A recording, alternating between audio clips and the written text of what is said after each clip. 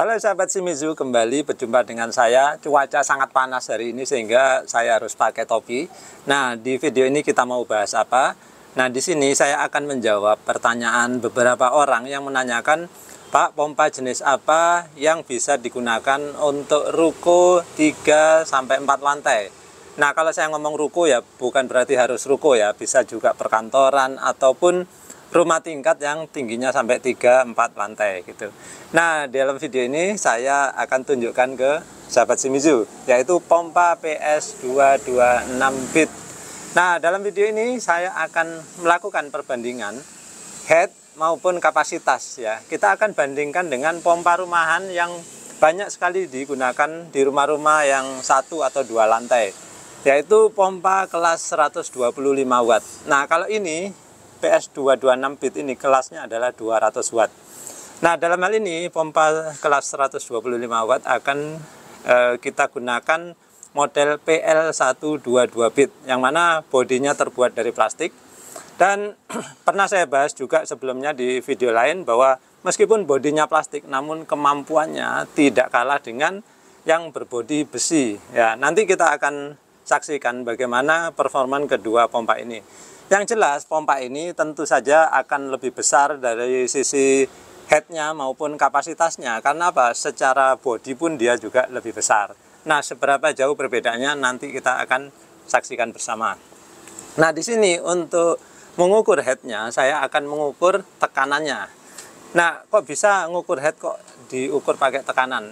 Jadi head itu apa sih? Head itu adalah kemampuan sebuah pompa untuk mengangkat ya sampai air sampai ketinggian tertentu, yang mana satuannya adalah meter.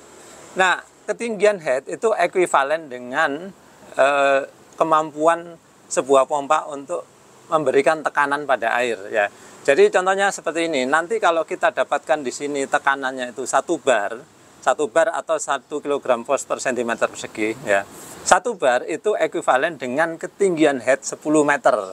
Jadi kalau nanti di sini dapatnya 1 bar, artinya dia bisa memompa air setinggi 10 meter. Kalau dia 2 bar, maka dia bisa mengangkat air sehingga ketinggian 20 meter dan begitu seterusnya. Sedangkan untuk mengukur debit atau kapasitas, saya akan menggunakan flow meter.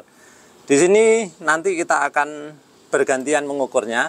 Nah, untuk pertama kita akan ukur dulu yang pompa kelas 125 watt ini, yaitu PL122 bit. Ayo kita saksikan lebih dekat ya. Baik, di sini sahabat Shimizu bisa saksikan ya. Jadi ini adalah pipa hisapnya, kemudian ini adalah pipa dorongnya. Nah, bagaimana cara mengukur ketinggian head maksimumnya? Yaitu dengan cara menutup keran ini atau mencekiknya ya. Coba perhatikan sekarang ya pergerakan jarum di sini sampai berapa tinggi. Kita coba.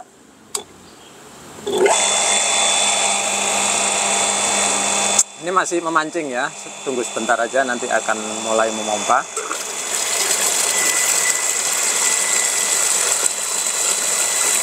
Baik, sekarang kita akan cekik sampai dia tertutup rapat.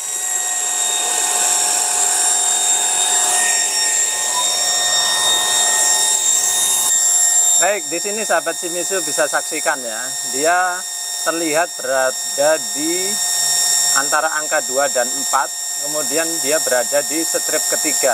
Nah, satu strip ini mewakili angka kira-kira 0,4 bar. Nah, kalau ini 3 strip berarti dia kira-kira ada di angka 1,2 bar atau kurang lebih ya. Sehingga total dia adalah 3,2 bar atau kurang lebih dari itu. Baik, sekarang kita buka kembali.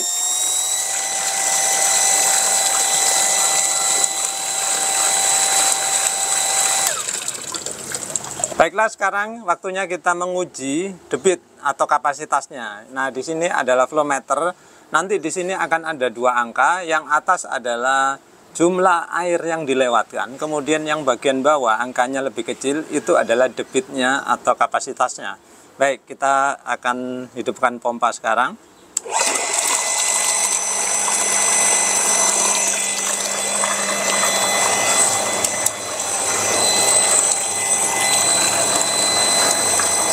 Baik, di sini terlihat angkanya ya, yang bawah ya, flow rate atau debit atau kapasitas.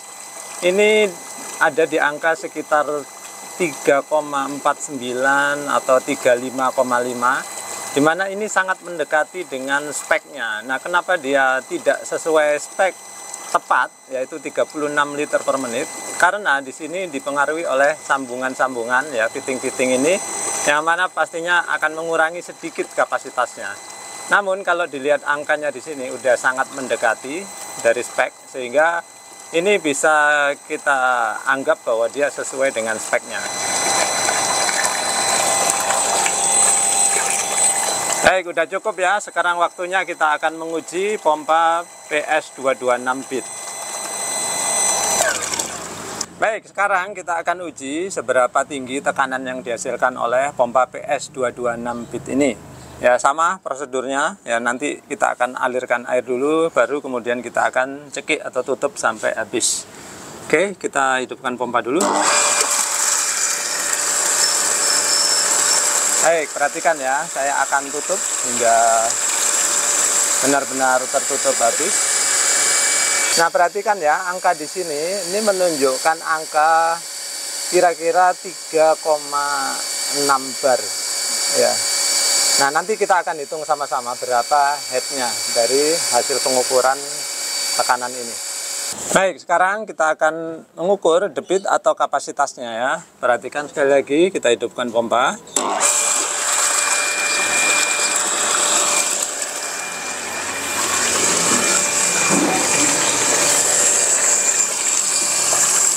Nah, di sini terlihat angka 48,8, 49,1, yang mana ini sangat mendekati dengan spek dari pompa ini, yang mana disebutkan dalam spek yaitu 50 liter per menit ya.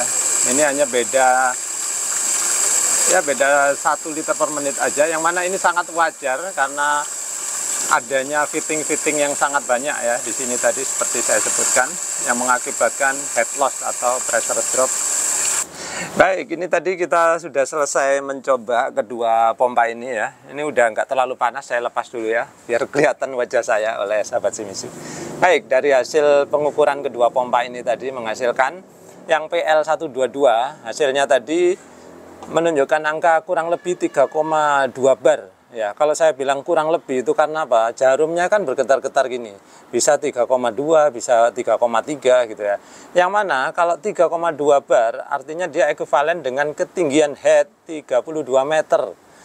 Nah, yang mana ini sangat mendekati dengan spek dari pabrik yang menyebutkan angka 33 meter total headnya ya.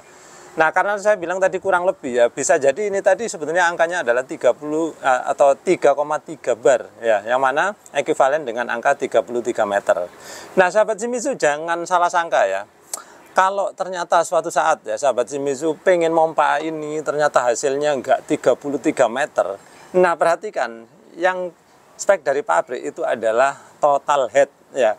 Karena apa? Di sini tadi ketinggian hisapnya adalah kurang lebih 0 meter ya, maka seluruh total head itu digunakan untuk tekanan discharge yaitu 33 meter. Nah, kalau di sini ya dia harus menghisap dari sumur kedalaman 7 meter, maka total headnya kan 33 nih, sehingga head discharge-nya sisa yaitu 33 dikurangi 7 yaitu 26 meter ya. Jadi head discharge adalah 26 meter, sedangkan head suction-nya adalah 7 meter. Sehingga kalau di total ya 26 tambah 7 adalah 33 meter. Jadi begitu ya. Jadi jangan salah sangka. Loh Pak, kok nggak bisa naik 33 meter? Nah iya, lihat dulu kedalaman sumurnya berapa. Kalau kedalaman sumurnya 0, maka di sini bisa naik sampai 33 meter. Nah, seperti itu. Nah, kemudian hasil pengukuran debitnya menunjukkan 35, sekian, yang artinya ya sangat mendekati dengan spek pabrik, yang mana spek pabrik menunjukkan angka 36 liter per menit. Ini sudah sesuai dengan spek pabrik ya. Lalu kemudian kita tinjau yang ini ya, kita review ini. Yang mana ini adalah pompa PS226 bit. Hasil pengukuran tekanan tadi menunjukkan 3,6 bar, yang mana ekuivalen dengan head ya 36 meter ya. Jadi headnya sesuai dengan spek ya, dan lebih tinggi daripada PL 122 bit ini. Nah, lalu bagaimana dengan pengukuran debit? Nah, tadi menghasilkan angka kurang lebih 49,5 liter per menit, yang mana ini sangat mendekati dengan spek dari pabrik, yaitu 50 liter per menit. Yang mana ini sangat wajar kalau kurang sedikit aja, karena apa? Ya, ada rangkaian yang rumit di sini ya, sehingga dia sedikit mengurangi ya, bisa mengurangi debit sedikit ataupun total head ya. Nah, sama ya. Jadi cara memperlakukan total head pun sama. Kalau ini tadi 33, ini 36 ya. Kalau ini dia memiliki kedalaman sumur yang tidak nol ya, artinya discharge headnya juga harus dikurangkan dari suction headnya, seperti itu. Nah, kemudian ya, dari hasil pengukuran tersebut kita simpulkan ya bahwa kalau untuk ruko yang 3-4 lantai, saya sarankan menggunakan ini pompa PS 226 bit. Kenapa ya? Karena ini tadi terbukti ya, total headnya itu kan 36 meter. Jadi jangan terus digunakan seluruh total head itu untuk perhitungan kalau kita punya bangunan. Jangan ya, misalkan oh bangunan saya kan 30 meter Pak, suctionnya 6 meter, maka saya bisa pakai ini. Enggak gitu juga ya. Karena apa? Kalau ini udah dipakai pada total head, artinya apa? Alirannya udah hampir berhenti ya, udah nggak keluar airnya. Jadi kalau memperlakukan total head itu jelas ya harus di bawahnya. Jadi misalkan ya, ini bisa digunakan untuk head 20 misalkan ya, 20 meter seperti itu. Contohnya ya, misalkan rumah atau ruko 4 lantai ya. Ruko 4 lantai itu kalau masing-masing lantainya itu tingginya adalah 3 meter, maka ketinggian lantai 4 adalah 12 meter. Nah, kemudian misalkan tandonnya diletakkan di atas ketinggian 2 meter pada lantai 4, maka total ketinggiannya yaitu adalah 14 meter. Nah, kalau 14 meter ya tentu bisa dengan mudah diatasi oleh pompa ini, yang mana tadi itu total headnya kan 36 meter ya. Nah, kemudian sahabat Shimizu mungkin penasaran, loh Pak, kalau gitu yang PL 122 bit ini juga bisa dong digunakan untuk ruko 3-4 lantai, karena kan total headnya kan 33 meter, nggak beda jauh dengan ini. Nah, ini ada yang sahabat Shimizu perlu ketahui ya. Jadi pompa ini meskipun headnya tidak jauh dengan ini, tapi dia memiliki debit yang lebih kecil ya, sehingga apa? Ketika dia digunakan pada ruko yang 3 atau 4 lantai, yang mana di dalam rumah atau ruko tersebut kan perpipaannya tidak lurus begitu aja, yang mana banyak belokan ke sana kemari, melewati klep sana klep sini, sehingga kalau menggunakan pompa yang kecil maka dikhawatirkan head loss tersebut akan signifikan mengurangi dari total head dari pompa ini, sehingga air tidak lagi lancar sampai di lantai 3 bahkan lantai 4 ya.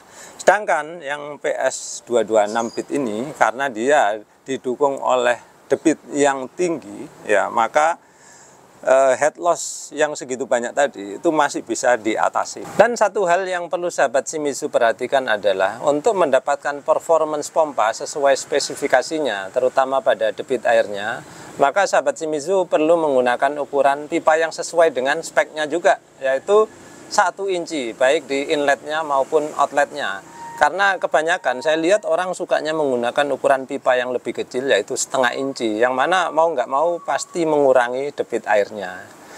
Jadi sekian dulu ya sahabat Shimizu, mudah-mudahan apa yang saya sampaikan dalam video kali ini bermanfaat. Sampai jumpa di video lainnya.